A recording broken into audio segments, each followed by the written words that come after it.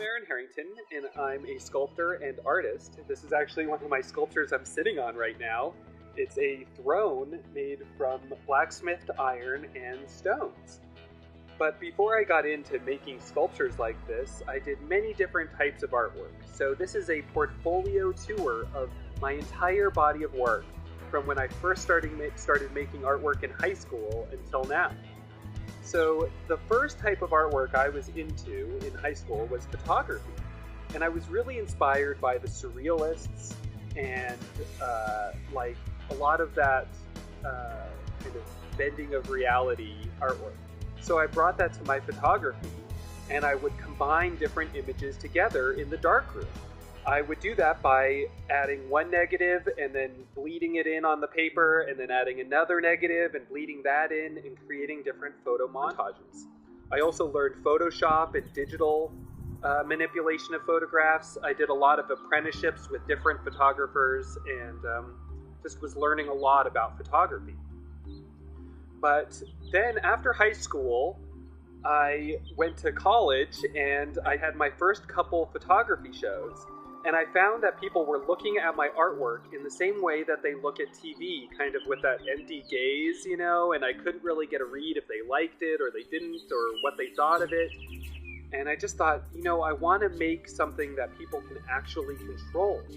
And so I started to make work that people could manipulate, beginning with book art. And I made a really cool book with transparent pages and sleeves behind the pages where people could move cards in behind them and change the actual images of the book. And I got some really good responses to that, so I continued with that concept. And I was also in college at this time learning about alchemy and the process of alchemy, and I was actually apprenticing with an alchemist, a retired chemistry professor that then just started to make artwork around his chemistry. So I thought, you know, I want to do kind of image alchemy. And so I started to collect all sorts of different photographs of objects around the world. And I would just photograph different objects, and I made giant plates with these photographs, transparent plates. And this is kind of similar to what the alchemists would do. They would collect matter from the world, and then they would add it to their furnace. And so I made an image furnace. Basically, it was a giant light box.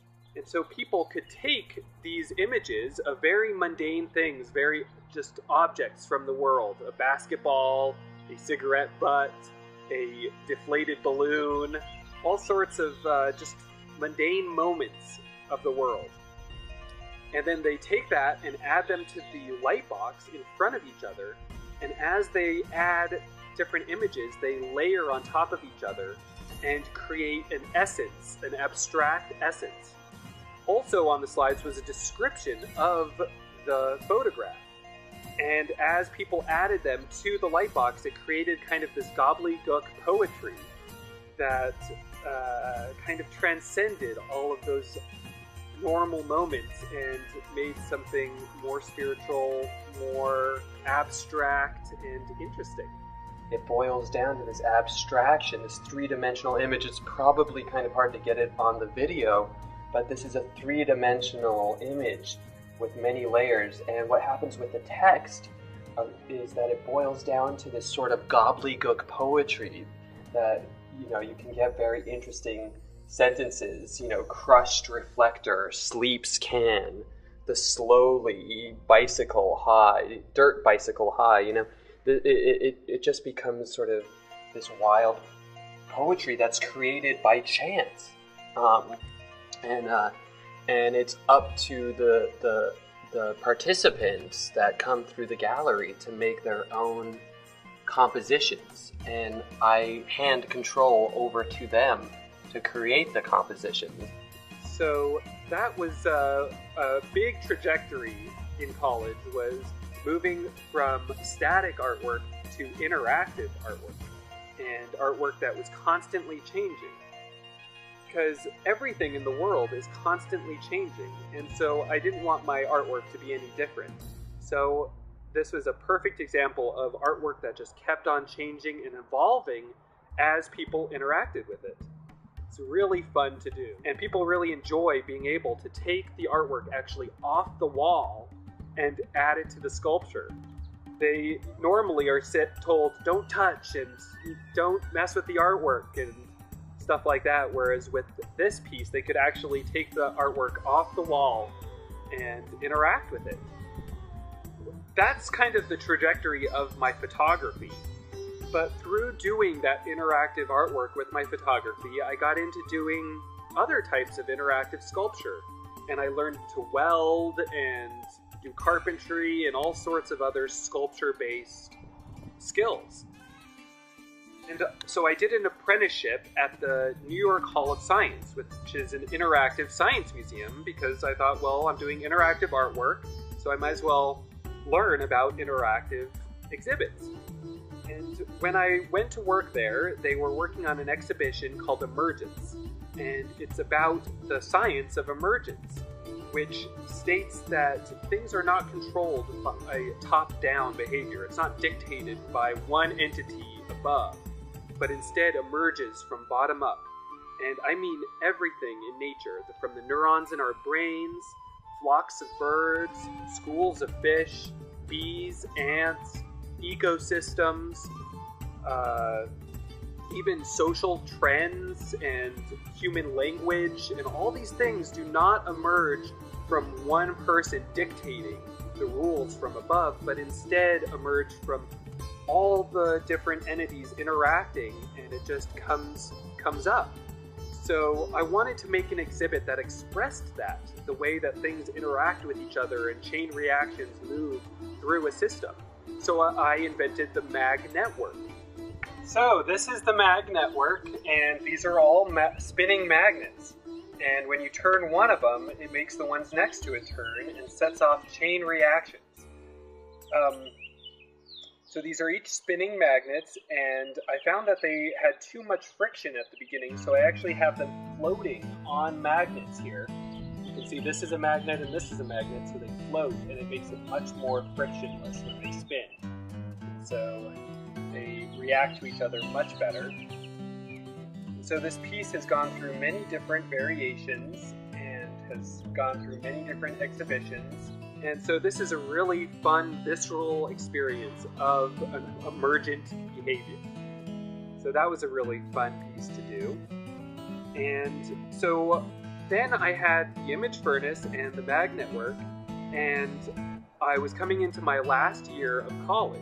And at the college I went to, Hampshire College, you work on a big thesis show as your final year. And so I did a whole show of interactive sculptures. I added the image furnace and the mag network, and I invented a few more. The piece I made was the poet tree. The poet tree consisted of of 8 Rolodexes in a row, held up by vine-looking metalwork, and kind of similar to this rebar that I do now. And so these Rolodexes held images that I took of words from packages in the store, signs on the street, just all sorts of different words I would see walking around. And as I started to add them to these Rolodexes, I created a full sentence where all of the objects were in one pile, all the subjects were in one pile, all the verbs in one pile, all the nouns in one pile. And so then it would make sentences depending on how you flipped the different words. And something very fascinating happened as I started adding these words to a sentence. They actually started to reclaim their original meaning. For example, if you see the sign for the phone company Sprint, you don't think of running fast, you think of the phone company Sprint. But then I would take their logo, Sprint, and put it into a sentence, and suddenly it would reclaim the original meaning, Sprint meaning running fast, and not the phone company. So it was really cool, and it would make all these different types of sentences that were really interesting. So that's a really cool piece. That piece I showed all over the world, at Burning Man, at different shows, just all over the place. So it was a really cool piece to show and have people interact with. Again, it was always changing, always evolving, always different. Really fun to interact with. And another piece I worked on was that I discovered that you could make a very easy portrait of yourself with tinfoil by pressing it onto your face and then removing it, and you'd have a three-dimensional portrait of yourself. So I made a whole interactive exhibit in my thesis show where people would press their face into the foil and then add them to a tree and then launch their face into the air. And it was really a fun exhibit, and people really responded to it.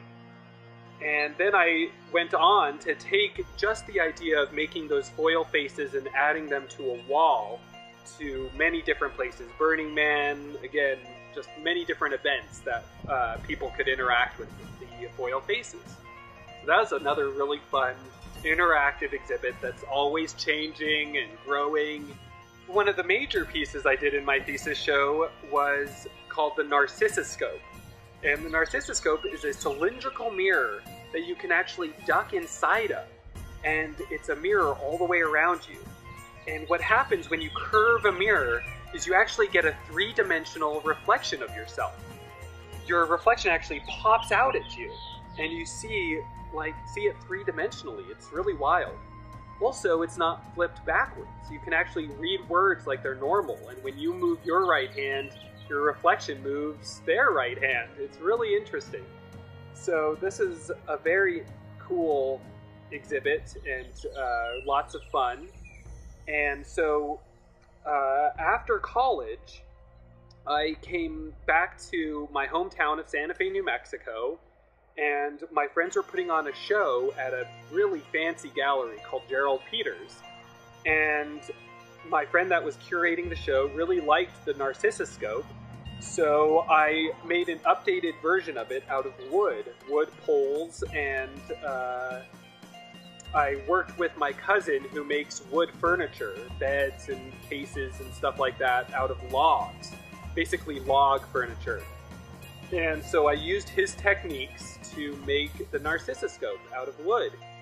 And so I showed it, and it actually sold to these people in Utah on their sculpture ranch. And so I went up there and installed it, and it's still sitting there to this day. And it's a really fun exhibit. And again, totally interactive and immersive, and really brings the viewer actually inside the sculpture. So it's really fun. So another piece I did that is totally interactive and always changing is the magnetic collage. I love making collages from images in magazines, just any images I can find. But I hate gluing them down, making it final. So I just stuck magnets on the back of all the images and left the images on a table and a big piece of metal on the wall.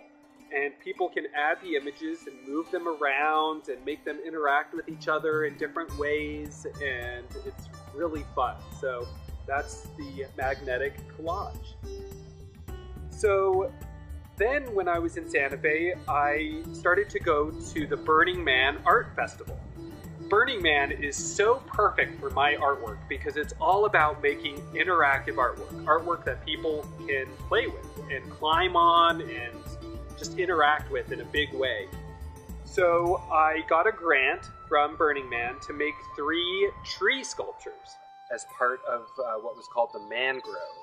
And it was a forest of tree sculptures made by many different artists. So I made 3 trees for this forest. And they're called the Zen Dust Devils because they are in the shape of a dust devil, which are at Burning Man and here, when the wind picks up, it picks up the dust and creates these little mini tornadoes that are pretty beautiful in their own way. And so I made a sculpture kind of commemorating that, and it's totally interactive in that there's sand at the bottom, and then hanging from the branches there are rakes. And these rakes are, like this one, can draw patterns in the sand. either people can move them around or also the wind actually blows it around. So the wind creates amazing patterns too. And so I made them from twisting square metal and then turning it into a dust devil. So that's how it was at Burning Man. And then I took one of those sculptures and showed it at many different festivals and public spaces. And then finally it wound up here in my yard. And for this summer, we've turned it into our vegetable garden. So all of these plants will climb the sculpture as the summer goes on. And it also acts as a raised bed with the whole area that the sand used to go in. So it's really cool how a sculpture just kind of evolves over time and is shown one place and then has to change to and adapt to its new environment, just like any living thing. So that's the Zen Dust Devil. After doing the Zen Dust Devils, I went on to make fountains. And these fountains are really cool because they are made from recycled bottles that I actually heat up and they kind of shrink wrap around the metal. So the water travels through the bottles and into a reservoir, and what was really cool about that is since the water is traveling through the bottles, it doesn't splash. So I could get the water really high off the ground. Usually water is just traveling along the ground like in a river or a pond, but with these sculptures the water can get up really high off the ground because it's contained by the bottles and then moves through it. So I made different spirals and different configurations using these bottles. And it just makes a really beautiful sound and beautiful movement to see the water moving through the sculpture. And then the armature of the sculpture is blacksmith metalwork covered in bronze. And then this whole thing is wired on here. I really like this fountain because it's kind of magical the way it's just floating here. There's no like big reservoir. This is the reservoir down here with the pump, and then it pumps up the same way that it flows down. So it really seems like magic, like the water's just flowing out of nowhere to nowhere. So I really like this fountain. And then the fountain behind me, right over here, is actually a little ecosystem. I can plant in all those different bottles there, and then in the aquarium below there I put goldfish, and the goldfish actually fertilize the plants, and the plants clean the water for the fish and actually feed the fish. Alright, so those are my fountains, and I really enjoy those. So, and I really enjoy working with the plastic bottles and turning them from something that's totally trashy to something beautiful and valuable. And so I started to work with those plastic bottles to create something different, and I created wind spinners from them. And they're made from the bottle, and I create a spiral with them, and they just kind of spiral in the wind, and they're very beautiful in their own way, and look like glass, and also cast a beautiful shadow. So I really like working with those plastic bottles.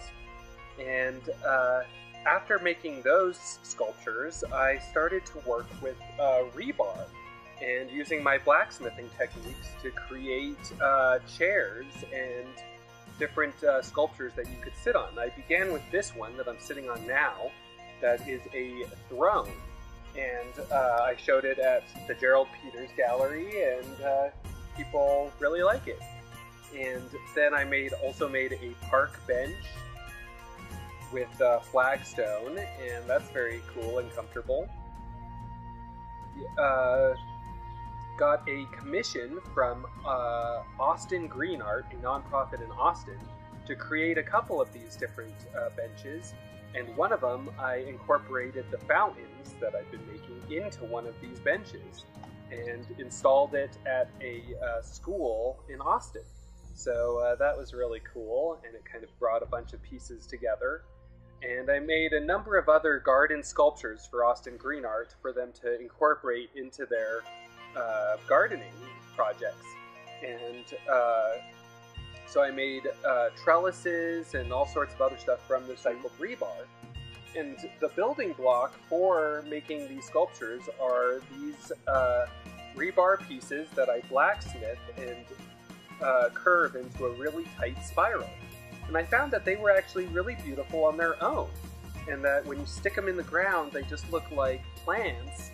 And especially during the winter and stuff, but even during the summer with other plants, they look really cool. And so I show these at my gallery, and they sell pretty well because they're pretty cheap. And actually, they're for sale on my website as well. And they're best in like groups of 2 or 3, and they look like plants, and they're just like cool garden sculptures. Because they show up above the plants, and they go really well with plants. So, also with this rebar, I found that they were really great for vines to climb. So I started to make trellises, and I get a pretty consistent stream of commissions from landscapers to create trellises for vines to climb. They really like them because, for one, before the vine grows, it already looks cool. It doesn't look like just a square trellis that's empty. It already looks like a vine, kind of. And the other huge advantage to this type of trellis is that it will last for generations and generations, whereas the square ones you buy at the store last 1, maybe 2 seasons, and then they're done.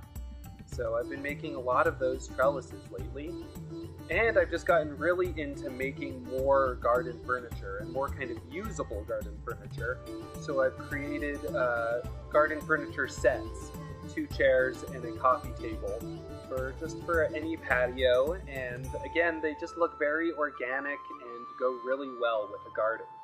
So those are being shown at my gallery right now, and I use flagstone to sit on, and white flagstone so it doesn't get too hot in the sun, and people say that they're very comfortable. So I love those the garden furniture sets.